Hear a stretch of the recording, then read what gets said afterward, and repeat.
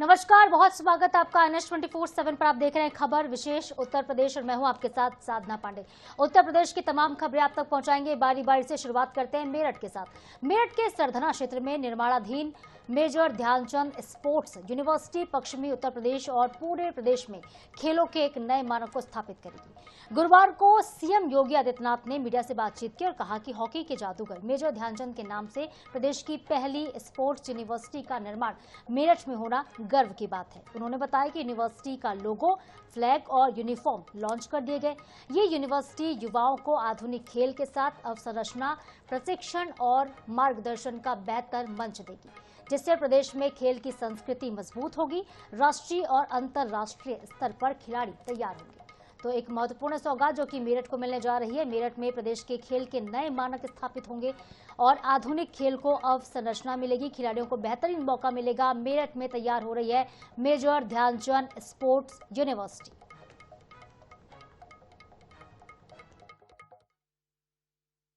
यहाँ पर sports university का अपना पाठ्यक्रम प्रारंभ हो चुका है। अभी यह सरदार वल्लभ भाई पटेल कृषि विश्वविद्यालय मेरठ में इस विश्वविद्यालय की क्लासेज चल रही हैं, लेकिन नए सत्र में यह विश्वविद्यालय अपने स्वयं के कैंपस में आ जाएगा। इसके उपरांत यहां पे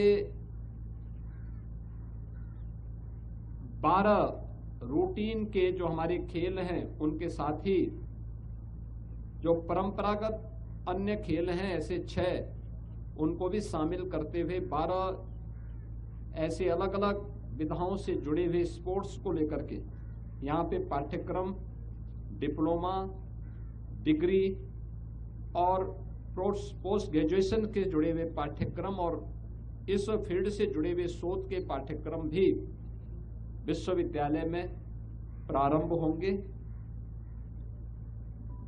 हम लोगों का प्रयास है कि विश्वविद्यालय वर्ल्ड क्लास बने,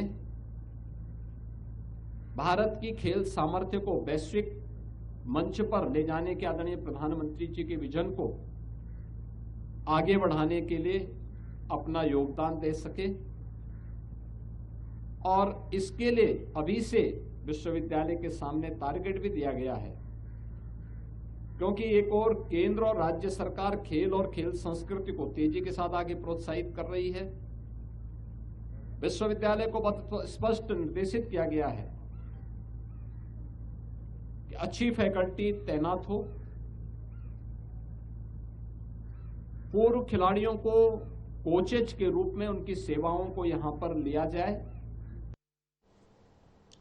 अगली खबर लखनऊ से है। लखनऊ में सीएम योगी ने कंप्लायंस रिडक्शन फेज 2 की समीक्षा की और अनावश्यक नियम हटाने और आम नागरिक और उद्यमियों के लिए भरोसे पर आधारित प्रशासन को सुनिश्चित करने का निर्देश भी दिया। मुख्यमंत्री ने कहा कि सुधार कागज पर नहीं बल्कि जमीन पर दिखना चाहिए। डीरेगुलेशन फेज 2 में हर विभाग की तय समय सीमा में सुधार लागू करना होगा।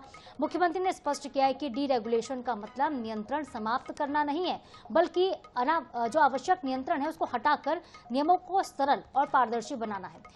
उन्होंने अलग अलग विभागों की प्रक्रियाओं की एकीकृत डिजिटल प्लेटफॉर्म पर लाने की काम की समय सीमा तय करने का निर्देश भी दिया।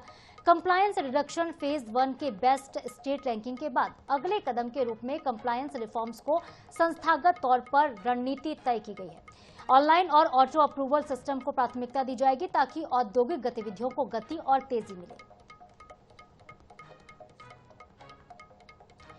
सहारनपुर के जड़ौदा जट्ट गांव में मुख्यमंत्री योगी आदित्यनाथ ने लोक निर्माण विभाग के राज्य मंत्री कुंवर ब्रजेश सिंह के दिवंगत पिता स्वर्गीय डॉक्टर राजकुमार रावत को श्रद्धांजलि अर्पित की। मुख्यमंत्री ने उनके चित्र पर पुष्प अर्पित किया, दिवंगत आत्मा की शांति के लिए प्रार्थना की और शोक संतप्त परिवार से मुलाकात करके ढांढस भी बांधा। कहा कि दुख की इस घड़ी में पूरा प्रदेश परिवार के साथ खड़ा है। मुख्यमंत्री के साथ गांव में शोक और संवेदना का माहौल वहां पे देखने को मिला।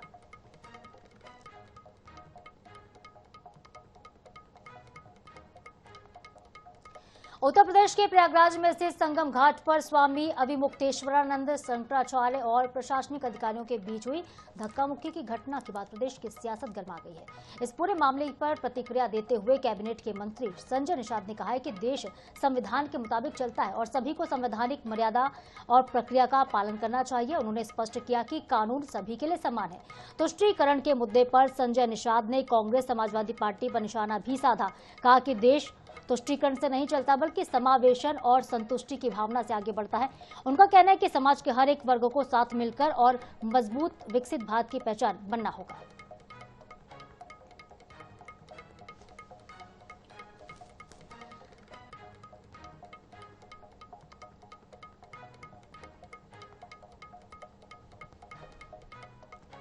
सहारनपुर के जड़ौदा जट गांव में लोक निर्माण राज्य मंत्री कुंवर ब्रजेश सिंह के निवास पर पहुंचकर उनके स्वर्गीय पिता को श्रद्धांजलि देने के बाद उप मुख्यमंत्री ब्रजेश पाठक ने पत्रकारों से बातचीत की। उन्होंने कहा कि प्रदेश की सरकार की प्राथमिकता गरीबों को उच्च कोटि की स्वास्थ्य सेवाएं देना है। पाठक ने बताया कि उत्तर प्रदेश देश का ऐसा पहला राज्य है जहां पे विशेषज्ञ चिकित्सकों को 5 लाख रुपए तक का वेतन मिल रहा है। उन्होंने मातृ शिशु मृत्यु दर में कमी, आयुष्मान योजना के लाभार्थियों का उल्लेख भी किया।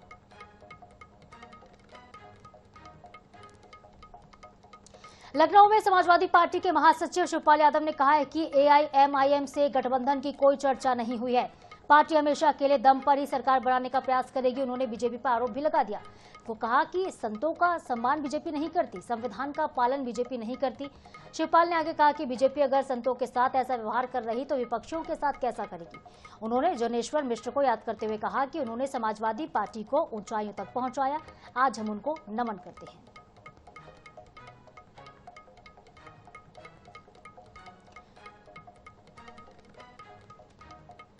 खबर सहारनपुर से। सहारनपुर के देवबंद क्षेत्र में गांव जड़ौदा जट में स्थित प्राथमिक स्वास्थ्य केंद्र का उप मुख्यमंत्री ब्रजेश पाठक ने औचक निरीक्षण किया। उन्होंने दवाओं की उपलब्धता, साफ सफाई, चिकित्सीय व्यवस्था और मरीजों को दी जा रही सुविधाओं का गहन निरीक्षण भी किया। खास बात रही कि डिप्टी सीएम खुद मरीजों की तरह लाइन में लग गए और दवा काउंटर तक पहुंचे, व्यवस्थाओं की हकीकत को परखा, मरीजों से संवाद किया, उनसे फीडबैक लिया, अधिकारियों को लापरवाही न बरतने का सख्त निर्देश भी दिया। राजधानी लखनऊ के नगर निगम मुख्यालय में चिंतन पर्यावरण अनुसंधान और कार्य समूह के द्वारा वर्ष 2026 का पर्यावरण कैलेंडर विमोचित किया गया। इस अभियान की अगुवाई चिंतन की कोऑर्डिनेटर डॉक्टर भाव्या सिंह ने की, जिनके मार्गदर्शन में पर्यावरण संरक्षण को जन आंदोलन का स्वरूप दिया जा रहा है। कैलेंडर का विमोचन महापौर सुषमा खरकवाल ने किया, जबकि नगर आयुक्त गौरव कुमार वहां पे मौजूद थे। स्कूली बच्चों की रचनात्मक कलाकृतियों के माध्यम से स्वच्छता, कचरा प्रबंधन और स्वच्छ वायु जैसे संदेश भी दिए गए। डॉक्टर भाव्या सिंह ने इसको सतत और जागरूक लखनऊ की दिशा में एक महत्वपूर्ण कदम करार दिया। गणतंत्र दिवस से पहले दिल्ली में स्थित राष्ट्रीय रंगशाला कैंप में आयोजित हुए प्रतिष्ठित सांस्कृतिक संध्या इन झनकार कार्यक्रम में उत्तर प्रदेश की टीम ने शानदार प्रदर्शन किया। 15 राज्यों की सहभागिता वाली राष्ट्रीय प्रतियोगिता में यूपी की टीम ने रक्त बीज वध पर आधारित बुंदेली लोक नृत्य प्रस्तुत किया और पहला स्थान हासिल किया।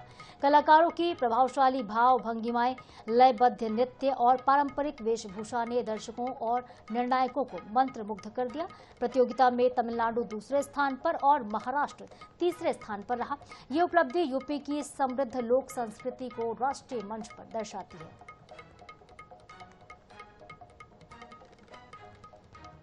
महुआ के अम्बेडकर पार्क में भारत मुक्ति मोर्चा और बहुजन क्रांति मोर्चा के कार्यकर्ताओं ने जोरदार प्रदर्शन किया। ओबीसी की जाति आधारित जनगणना और ओडिशा में राष्ट्रीय अधिवेशन की अनुमति रद्द किए जाने का विरोध किया गया।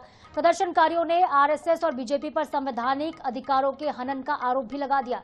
नीले झंडे और नारों के साथ कार्यकर्ताओं ने जिला प्रशासन के माध्यम से राष्ट्रपति को 6 सूत्री मांग पत्र सौंपा। मांगों में अधिवेशन की अनुमति बहाल करने, हुए नुकसान की भरपाई करने और निष्पक्ष न्यायिक जांच शामिल रहा। संगठन ने चेतावनी दी कि मांगे नहीं मानी जाती तो आंदोलन देशव्यापी स्तर तक तेज किया जाएगा। नोएडा में सॉफ्टवेयर इंजीनियर युवराज की डूबकर हुई मौत के मामले में जांच तेज हो गई है। मेरठ जोन से गठित हुए एसआईटी की टीम एक बार फिर से घटना स्थल पर पहुंची। करीब आधे घंटे तक निर्माणाधीन साइट का बारीकी के साथ निरीक्षण किया गया। टीम ने सुरक्षा इंतजाम, घटनाक्रम से जुड़े अहम बिंदुओं की जांच की। पुलिस ने बड़ी कार्रवाई करते हुए आरोपी बिल्डर अभय कुमार निर्मल सिंह के सेक्टर 126 और सेक्टर 62 में स्थित दफ्तर को भी सील कर दिया है। प्रारंभिक जांच में युवराज की मौत का कारण निर्माणाधीन साइट पर सुरक्षा मानकों की अनदेखी को पाया गया। पुलिस एसआईटी की जांच आगे भी जारी है लगातार, लेकिन ये मामला अब गर्माता जा रहा है। इस पर राजनीति काफी हो रही है। तो ये नोएडा से आप तस्वीरें देख रहे हैं जहां पे मामले की जांच तेज कर दी गई। युवराज की मौत के बाद टीम वहां पर पहुंची है। एसआईटी ने दोबारा से घटनास्थल का जायजा लिया। बात अब फतेहपुर की, जहां पे हाई प्रोफाइल जयराज मानसिंह हत्याकांड ने सनसनी मचा दी है। वरिष्ठ अधिवक्ता की हत्या के विरोध में जिले के वकीलों ने कचहरी में कार्य बहिष्कार किया और सड़क पर चक्का जाम कर दिया। सदर कोतवाली क्षेत्र के महर्षि कॉलोनी के पास हुई इस घटना के विरोध में सैकड़ों अधिवक्ताओं ने सड़क पर दरी बिछा दी और जोरदार तरीके से नारेबाजी की। पुलिस प्रशासन के खिलाफ नारेबाजी की गई। वकीलों ने हंगामा भी किया। प्रदर्शन के दौरान सुरक्षा व्यवस्था वहां पे बिगड़ी हुई नजर आई। तनाव का माहौल भी देखने को मिला है। देश की सरहद पर तैनात जवान अब अपने ही घर में असुरक्षित हो जाए तो कानून व्यवस्था पर गंभीर सवाल खड़े होते। गोरखपुर में छुट्टी पर पहुंचे एक फौजी के साथ मामूली बात पर दबंगों ने मारपीट की। घायल जवान को 15 दिन तक सेना के अस्पताल में एडमिट होना पड़ा। पीड़ित का आरोप है कि पुलिस ने मामले में हल्की धाराओं के तहत मुकदमा दर्ज किया, महज खानापूर्ति की, जिससे आरोपियों के हौसले और ज्यादा बुलंद हो गए। अब दबंग फौजी और उसके परिवार को जान से मारने तक की धमकी दे रहे हैं। न्याय की गुहार लगाकर फौजी दंपति जो है खुद नगर निगम पहुंच गए हैं और कह रहे हैं कि अब हमारी मदद करिए। देवरिया में प्रभारी मंत्री उत्तर प्रदेश सरकार के मंत्री दयाशंकर सिंह का एक फोटो और एक वीडियो सोशल मीडिया पर तेजी से वायरल हो रहा है। इस वायरल तस्वीर में एआरटीओ देवरिया समेत कई अधिकारी मंत्री के पैर छूते नजर आ रहे हैं। बताया जा रहा है कि मंगलवार को मंत्री एक कार्यक्रम में शामिल होने के लिए देवरिया पहुंचे थे। भागलपुर पुल के पास अधिकारियों ने गुलदस्ता भेंट किया, उनका स्वागत किया और स्वागत के दौरान अधिकारी झुक गए मंत्री के पैर छूने के लिए। यही दृश्य कैमरे में कैद हो गया। ये वीडियो, फोटो और प्रशासनिक और राजनीतिक हलकों में चर्चा का विषय बना हुआ है।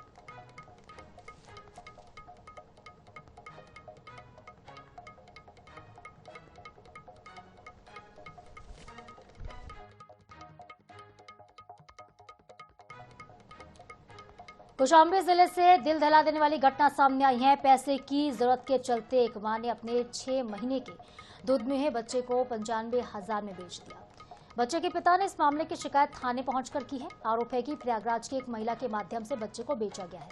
बेहतर पुलिसिंग के चलते ही पुलिस ने बच्चे को सकुशल बरामद भी कर लिया। आरोपी मां और बच्चा बेचवाने वाली महिला जिसने बच्चे को बिकवाया, उसका सौदा करवाया, वो गिरफ्तार हो चुकी है।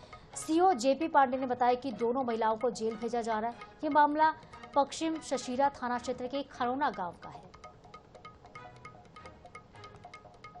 तो एक मां ने अपने दूध मुहे बच्चे को सिर्फ पैसे के लिए बेचा। पैसे के लिए 95,000 रुपए में एक दूध मुहे बच्चे का सौदा, अपनी ममता का सौदा इस मां ने कर दिया। पिता ने शिकायत की, जिसके बाद ये पूरा मामला सामने आया। अयोध्या से खबर। अयोध्या जिले के कुमारगंज नगर पंचायत में प्रधानमंत्री आवास योजना में गंभीर गड़बड़ियों के आरोप लगे हैं। आरोप ये लगे हैं कि पात्रता नियमों को दरकिनार किया, अपात्र लोगों को योजना का फायदा दिया। मिल्कीपुर कुमारगंज क्षेत्र से लगभग 2500 लोगों ने आवेदन किया, लेकिन नगर पंचायत के द्वारा मनमाने तरीके से केवल 223 लाभार्थियों का चयन हुआ। बताया जा रहा है कि चयनित लाभार्थी में से 40% के पास तो पहले से पक्के मकान है, सरकारी नौकरी तक है उनके पास, फिर भी पीएम आवास योजना का लाभ मिल गया। जबकि जो योजना का उद्देश्य है यही है कि गरीबों को घर मिले, जरूरतमंदों को घर मिले। मामले की शिकायत जिलाधिकारी और मुख्यमंत्री से की गई है।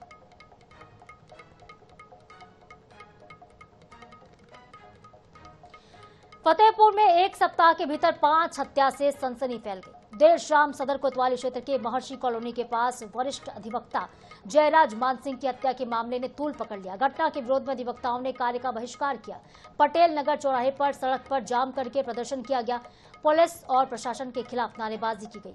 अधिवक्ता के जो वरिष्ठ अधिकारी हैं समूह के, वो अधिकारियों को बुलाने की मांग कर रहे थे। देर रात एडीजी आईजी ने मौके पर निरीक्षण किया। पुलिस ने मृतक के मैनेजर अंकित मिश्रा को गिरफ्तार किया।